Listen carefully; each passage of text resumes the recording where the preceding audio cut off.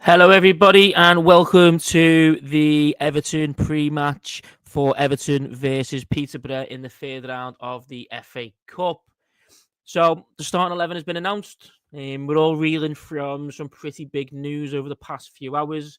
Sean Dyche leaving the club, Leighton Baines and Seamus Coleman taking control of the team for today. The first 11 with very little preparation is as follows, as you can see below. João Virginia in goal. Nathan Patterson, O'Brien, Michael Keane, Jared Branthwaite and Mikalenko make up a back five. Mangala and Gay in midfield. And we believe Harrison, Armstrong and Njai either side or getting close to behind Beto up front. So I think the main takeaway from this is the fact that we've gone to five at the back. It's a pretty big change in system. We've not used it too often under Sean Dyche. It's not worked very well under him. Now, it's not something that I've typically seen the under-18s do on the few chances that I've seen them play. Bainesy tends to go for the 4-2-3-1 or the 4-3-3. So I'm a little bit surprised at this. I'm not surprised to see the likes of Armstrong and Beto in, Patterson as well. But a bit of rotation in that team as well. Maybe a little bit of a surprise that there's no Tarkowski, or at least there's three centre-backs in and not one of them is James Tarkowski as well. He's not even made it onto the bench. A couple of jokes flying around there. He's helping Dyche pack and he's consoling him. I'm sure there's going to be a couple of us in the comments happy with the news as well. Here we go, Pete. I know you've been waiting a lot longer for this. And Mr. Blue Skies there, yeah, reiterating the point. Wonder where Tarky is as well. If anyone's got any opinions on the team so far, please feel free to let us know. If anyone wants to see the subs bench as well, again, Mr. Blue Skies always on hand to help us. He's got the subs bench there. A little bit disappointing there that we've still got two goalkeepers on the bench as well. Pickford again, not even on the bench either. It is good not to see Abdoulaye Doucouré in the team. Maybe a little bit of a surprise that Lindstrom's not made it in, considering there's some changes. And I'm sure BBC are absolutely fuming that Ashley Young isn't going to start against his son. That's what they've been essentially focusing on. That's been the whole narrative going into this game. Baines and Coleman potentially wanting to control this by putting their team out exactly as they think it should be. In terms of tactics, what we're going to see, obviously, it's a little bit of an unknown quantity. I'd still say Baines plays fairly pragmatic football. He does like his team to pass. He does like him to get forward. But we're talking under 18s football here as well. So there's only so much that you can do in terms of creating patterns of play, or so much that you can work on when it comes to creating patterns of play as well for the team. We have got Aussie Chris to join us as well. He'll be on in a couple of moments. We'll give his thoughts and we'll be able to react to the news and the starting lineup that's being released to us. The Seamus Coleman as well as his assistants. Obviously, it's all going to be thrown together pretty quickly as to how this has happened. So I'm not expecting him to have his own assistants, of course, Leighton Baines. But it's good to see Seamus, if he's not going to be on the pitch, having a real effect. Players in recent history have all said about how much of an effect he has. And I think Leighton Baines as well, he's always seemed a bit more laid back. So maybe you've got that little bit of good cop, bad cop there as well for the two fullbacks on the touchline as well. So maybe if no one's doing their job as they should do, I'm sure Seamus Coleman will be barking orders at them as well. Hi, Sean. No, it isn't a watch along. It's just a little pre-match. We're just reacting to the starting 11, especially with the surprise in the shape as well. It's just us reacting to that. We'll be on here till just before 2:15, just before kickoff, at which point I'll be sitting down with a celebratory scotch, watching on iPlayer as well. So here he is, the man himself, Aussie Chris. How are we, mate? It's pretty early in the morning for you, isn't it? Yeah, I was trying to figure out when to go to bed, thinking, the weather's horrible. There's a pre-match, there's a meeting at Goodison to see if it's safe to even play. So I was waiting. Okay, now I'll go to bed. I'll give myself 6 hours, get some sleep. And you know what? I'm not even allowed to go to sleep. Now we sack Dyche in the meantime, and I'm trying to quickly. I'm completely wiped out, trying to figure out who's playing, who's starting, and I've missed critical moments. You've probably got to fill me in, Corey. It sounds like Dyche is gone in the 6 hours I've been asleep, and now we've filled in with who? Is Baines starting? What's going on? So yeah, Baines is manager for the game. Interim. Okay. Seamus Coleman is his assistant essentially on the Mhm. touchline as well. There's a lot of rumours swirling around, so anything I say, please take it with a pinch of salt. Mhm. But the rumours are that they spoke to Dyche and Freakin spoke earlier on in the week. They give him their backing essentially. Mhm. But Dyche has said things. These are reports coming from the likes of Joe Thomas and a Mhm. couple of other journals as well. That Dyche said he's taken Everton as far as he can go, and they said, well, if that's the case, your position's untenable. And this is fast tracked. He took the training this morning, and he left straight away afterwards. So that's where Mhm. we're at, as far as we know. Obviously, it's up in the air as to who we're likely to get in next. Probably the bookies' favourites likely to be someone like David Moyes. I'm not surprised at that. But Mhm. even bigger shock is the starting 11. So João Virginia in goal, Patterson, Mhm. O'Brien, Keane, Branthwaite, Mikalenko. So a back five. Mangala, Gay, Armstrong, and Jai, and then Beto. So it's a kind of a discussion. What is the formation? I believe it's Mhm. likely to go, obviously, five at the back, of course. I think it'll be Mangala and Gay in midfield. And I think Armstrong and Jai will both play behind Beto. I think he'll give Armstrong a little bit of freedom because he's a quite creative player, even if he's not a natural forward. Yeah. So it looks like there's 5 defenders as well, huh? So they'll have to do some form of a back five, but I'm not exactly sure. I'm excited to see Mikalenko as a wing back. Are you? No, I'm a bit concerned about that myself. I'd probably prefer to see Ashley Young there. I think he's got that midfield capabilities. He's played as a wing back before, but maybe Baines just wants someone who can wrap a left foot round it. Hopefully, he's had a word in Michalenko's ear and we actually get some output from him.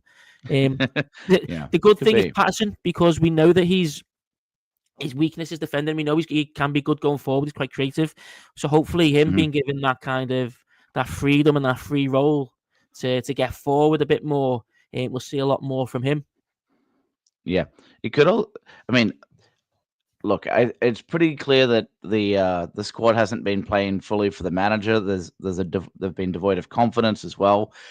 Do you think that the squad today is actually a set of players that wouldn't be upset that Dyche was there? Do you think that's completely unrelated? Do you think it's, well, anyone that's a little bit older, maybe they're going to pull a hamstring last minute in this cold, so that they don't want them to slip on the ice? We're playing a relatively, outside of just a kind of Gay and maybe Mangala, it's about as youthful a squad as I think we could see.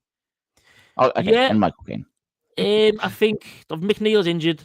The Yeah. two main takeaways from this team really is who's missing, and especially because they're missing from the bench. The biggest one is James Tarkowski. He's not even on the Hmm. bench. But we've all been saying throughout most of the season that he's not played up to as he should do. Is he carrying an injury? Obviously, he was a little bit cheeky at the start of the season in terms of his fitness. So it's possibly just giving him a full rest. Hmm. Like I said, there's a couple of jokes there that he's helping that he's packed or he's on compassionate leave for the night because he's Yeah. lost Sean Dyche as a support. But I think it is Yeah. purely like a fitness thing, probably. We've got three centre backs who can play. We go from there. If one of them gets injured, we go to four at the back, don't we? You know what I mean? So, Yeah. And honestly, it's not the worst thing to have people, some of the players that have been involved the entire season, that say, you know what, he was playing through the glute injury for a while. Like, honestly, Taki was poor at the start, and I don't think he's been the issue for a while now. If we're giving away a goal or being 0-0 results and we're playing solid at the back, you can't really say that Taki's been the sole issue. It's the other 6 or 7 in front of him and coming up with ideas. Unless it's, come on, Taki, you should be scoring better, like, from these set plays. Other than that, I can't.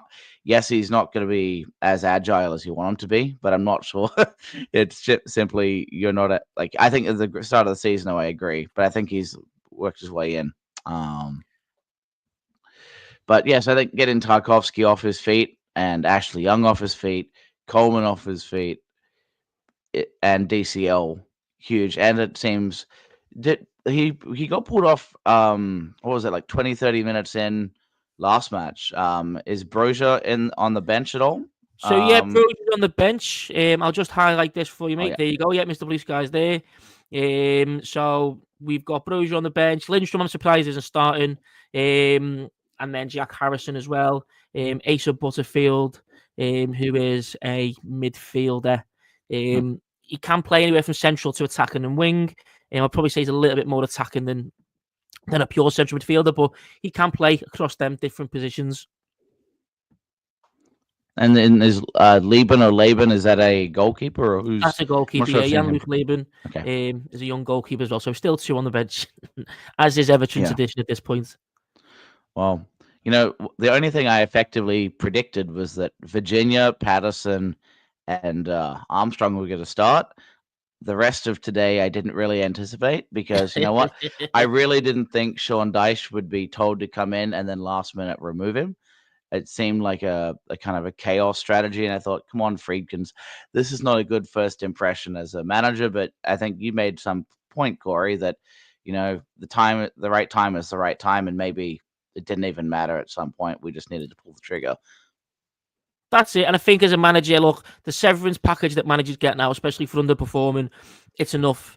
I think if you're courting managers for a long time, then yeah. But I think if you're court managers the week, because you need to have a man in place, it's probably better to do it a bit more incognito behind closed doors, isn't it?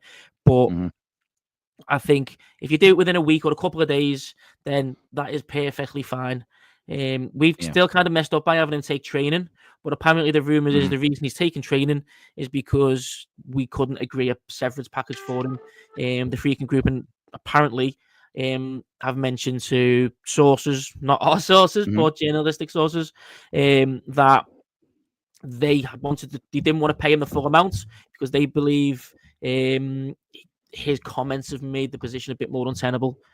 So I think that's why he's coming. So there's more context around it. It's still a surprise that it's happened 4 hours before kickoff, but hopefully they have someone in mind as well. I'm just going to highlight this for you as well, mate. Because I agree with Roy here. 2 keepers on the bench. Prospect like Omari Benjamin is nuts. I agree. Obviously, Brozier's on the bench, but it'd be nice to have another young attacker there because Brozier, I believe, can play out wide. I think he's decent in that position. So it'd be nice to have him on the bench, maybe get him involved closer to the first team. He's not up to Premier League level at all yet, nowhere near. But he's played against this level of opponents. And he scored goals against this level of opponents in the FA Trophy. So I would like to see that. But again, potentially Leighton Baines, he's worked very close with the likes of Luke Laban as well. Whereas Omari Benjamin is under 21, so he's a different squad. So it's possibly that he's just rewarding that young lad for some experience in the first team as well. Most likely, that's what my belief is likely that what is the case. Yeah, and the other thing when it comes to these really sudden decisions, how long ago we know that when was it official through? Was it Bobble was on Twitter? I think was the first kind of breaking news of this happening. How long ago was that time-wise for us, Corey? Was that like 2 hours ago? No, I think this was around about the 4 o'clock mark, I think it was. If anyone's got a more accurate time and can check their phone, let me know. But I'm pretty sure it was around about the 4 o'clock mark. I'm just trying to time it to what time I was running topless around Pall Mall when I heard the news. Yeah. And you talk about how you would say a manager may ride off into the sunset. It couldn't be more of a Dyche setting that he runs on a cold, windy night and gets the last train out of town. It's like this grisly movie, and he's just packs up his bags and it's like, no sunset for me, lads, just get out. But what I was thinking, so Emma's saying about 4-ish, so I guess that's about what? 3.5 hours ago. I'm trying to get my time zones. Yeah. Set. So about 4-ish is 3 hours 45 minutes before. Let's just say 4 hours before kickoff. Look, this would have all been known beforehand that the Dyche was leaving. It's just a case of when it was made official. Yeah. So what I was getting at was, sorry, go ahead. No, go on, mate. You carry on. Go on. I'm Yeah. sure we'll All lead I on. was thinking was in a scenario like this, um, where if they knew 4 hours ahead of time and Baines is the one making the decision, did he decide to stick with the regular squad plus or minus a couple players? Because yes, you've got a few bench options as we said, but if we're saying do we bring Omari Benjamin in? Has he been training with the first team squad with this? Going to be completely knee jerk because he's been was he really with the squad? Was he available on 2 hours notice in a storm? There's just so many little bits of nuance to say. Yeah, was he within earshot? Was he told he could be there? Was he ready? You'd imagine anyone's ready at any moment, but that's the reality. Nothing. We need you now. So So there's a lot of that. yeah, so like obviously in regards to when the first teams are announced, Mm-hmm. it's typically either the night before or the morning of. So these Mm-hmm. lads, whether it's the same 11 or the same squad of players, likely a lot of them will be similar, but starters and who's on the bench and the shape will be a little bit different. But they would have found out most likely yesterday Mm-hmm. the team for today. If not, would have been this morning. At that point, it's a case of does Dyche know or not? And the likes of Omari Benjamin, yeah, if he's not included, he'll be ready to go if someone drops out at short notice. I know Mm-hmm. they've got a game tomorrow. So I don't know if there's any correlation there. I'm not too sure. But I believe Leighton Baines would have likely knew that he was going to be taking control of this team late yesterday or early today. So yeah, it's a very grey area as to what time they would have been told and whose fault is it. Have these players in this starting 11 or the players on the bench been told to play in tonight and they've been handed the trump card to say they're on the bench or they're starting at late notice, you know what I mean? So it's all a bit Yeah. of a unique situation. Yeah, because I agree with you, Corey, that like on a regular week, these players know what's going on. But I was thinking on a one like this where you say, okay, if Baines knew he had the least fun job you could have, and basically he's just got his phone on airplane mode, and he does not respond to Dyche for like hours because he doesn't want to lie to the poor guy. So he's basically going, yeah, absolutely, we're gonna start Tarky and Young, yep, and just like walks out of the room trying to keep a straight face about it, knowing he's got an entirely different plan. And if you did that, how would you tell the players, okay, you know what, be ready. This is all bullshit, but we can't tell you because Dyche is definitely going, but he doesn't know it yet. So like there's these gray areas where you're like, what a tragic organizational method if that's really what we're doing. And it seems like, it's pretty common for the Freaking Group to do things very what appears knee jerk from the outside. They've done that a few times. That's the one concern I have with it, that they didn't sort of seem strategic. They just ripped off the band-aid. But you know what? I'm happy for change. But right now, I guess is Leighton Baines and Seamus Coleman the way to go? Well, you have two fullbacks coaching Everton, and we have a fullback problem. So maybe that's an improvement. Yeah. I mean, to be fair, if I was listening to Talk Sports, I do apologise Mhm. because I don't usually listen to him, but I was listening to Talk Sports on the way home, and they had Alan Stubbs on, and he Mhm. said that what he believes from his press conference the other day, from Sean Dyche, it sounded to him like he knew. He was Yeah. basically it was over. Whether that meant like he was officially been told. But again, based on a lot of the different information that we've got, it's quite possible that he was told, and all week they've been having discussions as to what his severance package That could be. is going to be. So again, it's a case of has he known for a while? So I'm just gonna apologise here. Yeah, I know, Peter. I apologise. I just needed some sort Jim of White and Simon Jordan.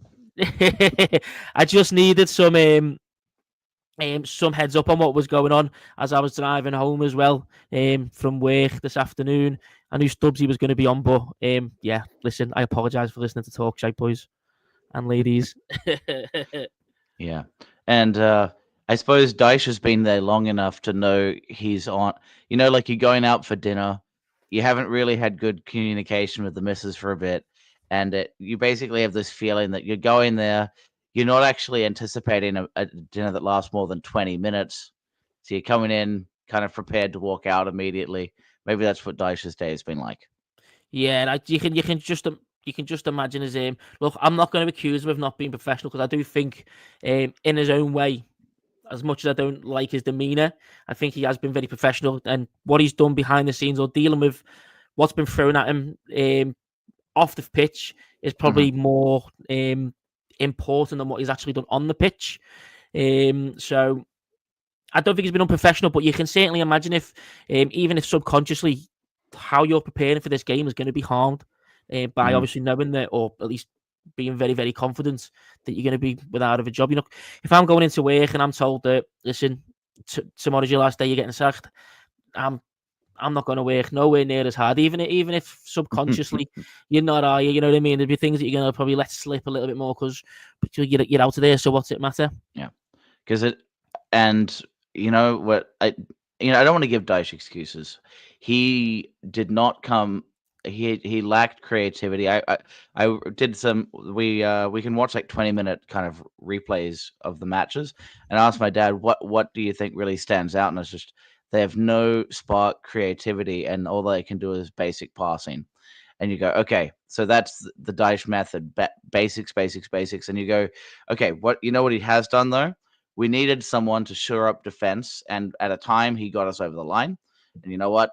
He gave us a new manager bounce, and he did just enough through the chaos last year, and he stuck to some fundamentals. We may not agree with it, like, okay, compact defending, a back four that sticks with inside the 18-yard box and gives away width and all this kind of stuff. But what we knew we got out of him was it just at least that we were not going to be easy to score against. There's a few one-offs that hasn't worked, but you know that he benefited, and as we're saying, we paid him well for his services. All right, but it must have been a poison chalice job in so many ways, and it seemed like he got more and more jaded because he started. At the beginning, he was not throwing his team under the bus. He was like, we're in it together.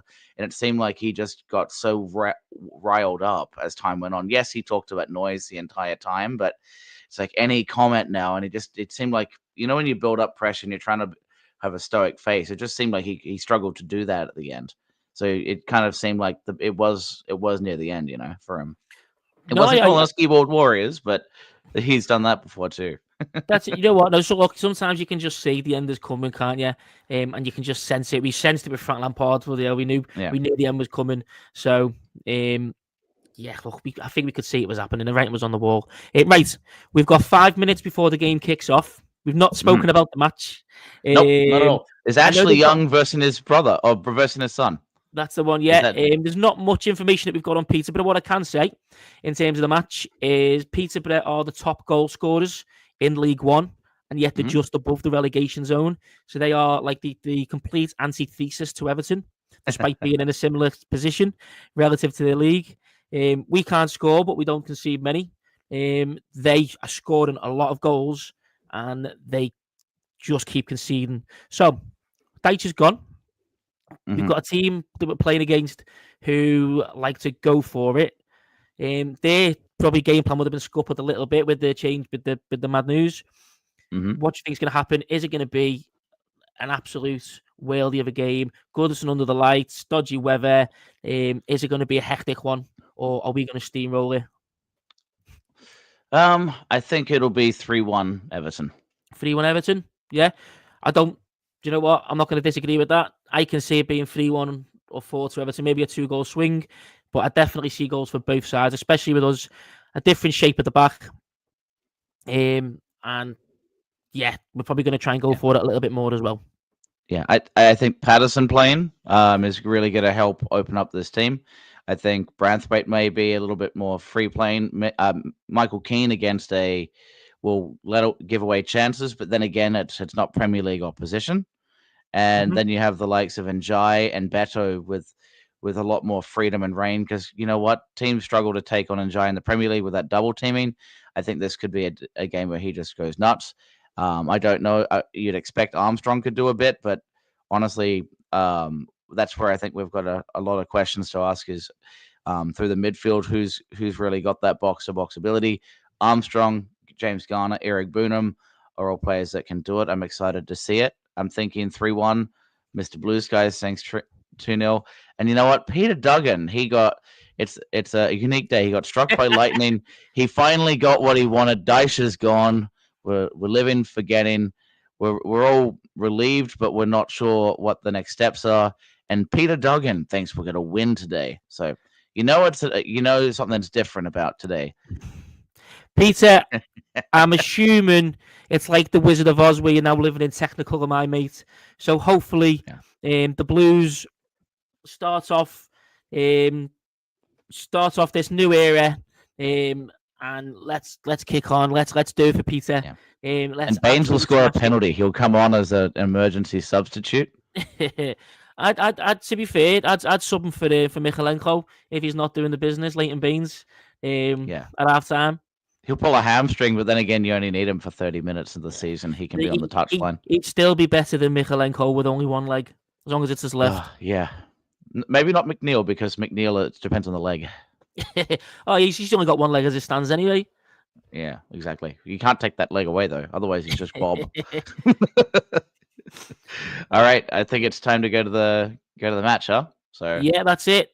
Blues, make sure you join us after the match. I believe Ryan will be joining us from just outside Goodison, hopefully in a better mood than he has been on previous post matches. He's frozen. And I believe we may have Stevie or Jan, but another one of the team will be there to react to what is. And I'll be awake, so I'll probably do it as well. Yeah, there you go. Aussie Chris will be here as well. Hopefully reacting to what's going to be a mental game and certainly a spectacle considering what's happened at the moment. Yep. Thank you very much, guys. Up the Toffees. Let's have it. Have the Toffees.